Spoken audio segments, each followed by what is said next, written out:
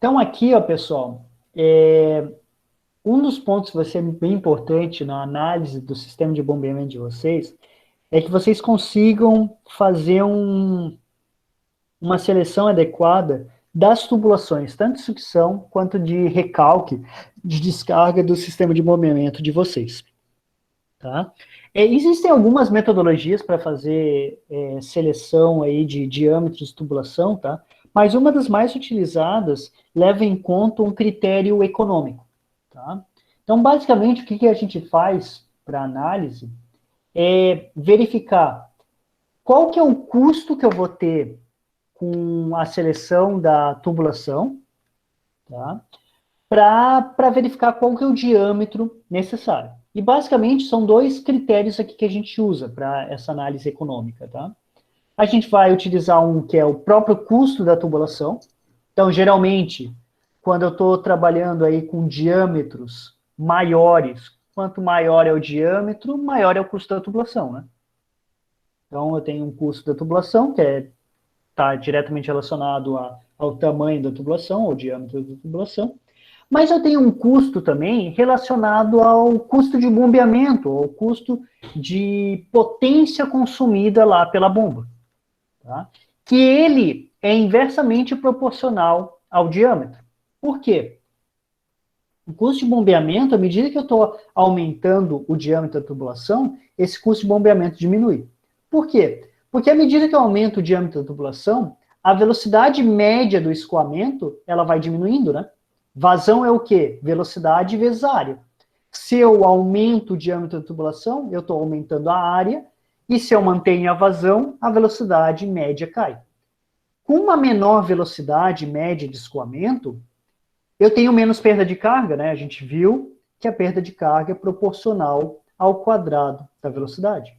Menos perda de carga, a bomba tem que fornecer uma altura de carga menor para o meu sistema. Então, o custo de bombeamento, ele vai diminuindo à medida que eu aumento o diâmetro. Maiores diâmetros, menores velocidades, menos perda de carga, menos potência consumida lá pela bomba. Tá? Então, eu tenho lá um custo de tubulação que aumenta com o diâmetro, eu tenho um custo de bombeamento que diminui com esse aumento de diâmetro. Eu tenho que pegar um meio termo aqui. Então, o ideal era pegar esse custo de tubulação, somar com o custo de bombeamento e construir uma curva de custo total. Seria uma coisa assim. Estou somando os dois. Não posso pegar um diâmetro muito pequeno, que vai ter um custo de tubulação bem pequeno, mas um custo de bombeamento muito alto. Eu vou ter um custo total elevado. Também não adianta, vou pegar então o maior diâmetro que eu quiser, porque o meu custo de bombeamento vai ser bem menor, só que daí eu tenho o custo da tubulação que vai ser muito grande. Tá? Então, o que geralmente a gente faz é pegar um meio termo. Tá? Pegar aí algum termo que vai tentar pegar nesse vale aqui, onde a soma dos dois vai ficar aqui nesse valor um pouco mais embaixo. Tá? Para tu ter uma ideia exata do custo, porque custo é algo que varia com o tempo, né? O que tu teria que fazer? Teria que fazer um levantamento de qual que é o preço da tubulação, fazer um levantamento de qual que é o teu custo de bombeamento, fazer uma análise de perda de carga para várias vazões, para tu fazer um cálculo preciso dessa curva do custo total. Tá? Só que tem vários autores que já estudaram essa questão de custo total, tá? E fornecem alguns valores aconselháveis de velocidade média de escoamento e tentam chegar num custo total mais ou menos nessa parte do vale. Claro que é um cálculo, algumas relações aproximadas, porque o custo é algo que varia com o tempo, né? E varia com o mercado. Então, se tu quiser uma coisa detalhada, tu tem que fazer a tua análise. Tu tem que montar a tua curva da tubulação, a tua curva do bombeamento para achar essa curva do custo total. Mas se tu quer ter pelo menos um ponto de partida, uma análise inicial, tu pode pegar trabalhos que tem na literatura, tá? Para verificar aí qual que seria a velocidade recomendada para cada tipo de situação. Tá? Então, isso a gente acha na literatura, tá? Algumas tabelas, para tentar achar qual que é esse diâmetro ótimo, tá? Ou qual que é um diâmetro aí onde eu não vou ter um custo total aí no meu sistema tão elevado. Tá? Então, aqui eu estou mostrando uma tabela, tá? É desses autores aqui, Remy e Telles, tá? Valores de velocidade econômica, tá? Para cálculo do diâmetro da tubulação. Então, basicamente, o que eles falam é o seguinte, ó, dependendo da aplicação que tu está trabalhando, dependendo do fluido que tu está trabalhando, a tua velocidade recomendada para ter um custo total ali relativamente baixo, tem que ser algo dentro desse intervalo, dependendo do fluido e dependendo da aplicação. Então, tem aqui valores para água, para vapor de água, para ar comprimido e assim por diante, e para diferentes situações. Eu tenho aqui para uma rede de cidade, rede em instalação industrial, alimentação de caldeira, descarga de bomba e assim por diante. Tá? Então, geralmente, o que tu tem no teu projeto? Né? Tu sabe qual que é a vazão que tu precisa no teu sistema de bombeamento. Tá? E se tu tiver essa informação de velocidade econômica, tu consegue calcular qual que é a tua área que tu precisa ter na tua tubulação. E aí, com essa área, tu acha qual que é o diâmetro necessário. Tá? Claro que tu vai utilizar diâmetros comerciais, né? Diâmetros que tu tem aí, diâmetros de tubulação que tu tem disponíveis no mercado. Por isso que é passada aqui uma faixa de valores, tá? Para essa velocidade econômica. Claro que é uma recomendação isso daqui, com base nos autores. Vocês podem ver variações, tá, desses valores dependendo de cada autor, tá? Pode ser alguns autores dão uns valores um pouco maiores, um pouco menores, porque dependendo de cada autor, ele fez a análise em uma determinada situação, uma situação econômica de um país, então isso pode ter variações, mas serve como um pontapé inicial para fazer essa análise, pelo menos inicialmente. Tá? Geralmente, tá, para sistemas de bombeamento de água, é muito comum tu fazer a determinação da tubulação de descarga, utilizando essas informações de velocidade econômica. Então, por exemplo, aqui, ó, descarga de uma bomba. Eu faço a análise do diâmetro com base nessa velocidade econômica. Por exemplo, pego um valor aqui, 2,25, por exemplo. É um valor intermediário aqui. Tenho a vazão, calculo o diâmetro, tá? Daí eu vejo um diâmetro comercial que é próximo desse diâmetro que eu calculei, para verificar essa tubulação de descarga. E geralmente eu utilizo uma tubulação de sucção um diâmetro comercial acima. Tá? Esse é o mais comum. É o mais comum, o mais utilizado, tá? Utilizar um diâmetro comercial acima. Tá? Essa é um método, tá? Para achar o diâmetro da tubulação de descarga. Eu até coloquei aqui determinação da tubulação de descarga, tá? Porque o da sucção a gente geralmente vai pegar um diâmetro acima. Um segundo modo, tá? E daí aqui não tem correto, não tem errado, tá? Vão dar valores diferentes, tá? Dependendo do modo que está pegando. São métodos que a gente vê na literatura. Um outro modo, se vocês pesquisarem na literatura, é com base nessa fórmula aqui, ó, a fórmula de Bress, tá? Onde ele diz que o diâmetro da tubulação de recalque, de descarga, né? Ele é calculado com base num parâmetro K, tá?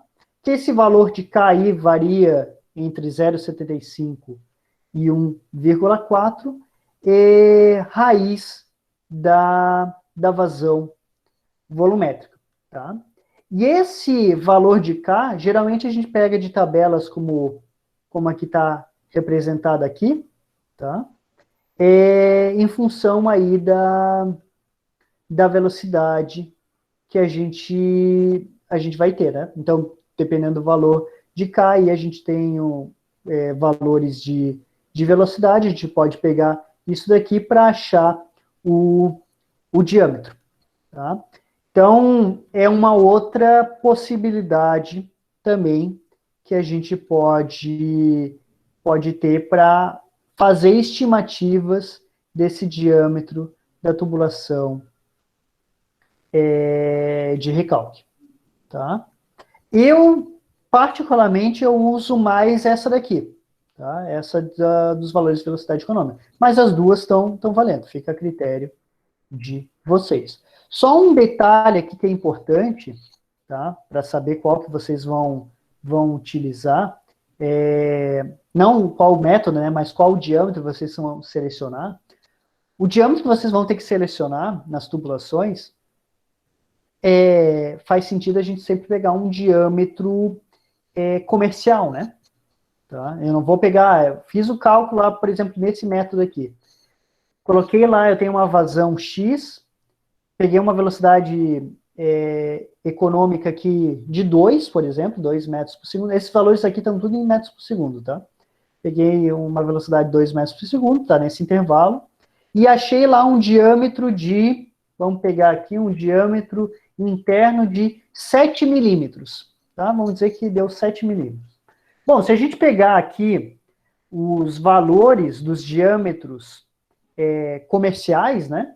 Não tem um diâmetro de 7 milímetros. Eu não vou construir uma tubulação com diâmetro que não tem, né? Eu vou ter que gastar muito dinheiro para fazer uma tubulação de um diâmetro que não tem. Então, o que eu vou fazer? Vou tentar pegar o diâmetro comercial mais próximo. O que seria o ideal? Pega o diâmetro comercial mais próximo, ou talvez um acima, tá? E recalcula a velocidade econômica. Porque vai ter um novo diâmetro, vai ter a vazão, calcula a velocidade econômica e vê se fica nesse intervalo. Tá? Então, geralmente, o ideal é fazer isso. Estipula lá uma velocidade econômica, verifica qual que é o diâmetro dessa tubulação de descarga, vê qual que é o diâmetro comercial mais próximo, recalcula a velocidade econômica para ver se ficou naquele intervalo. E esse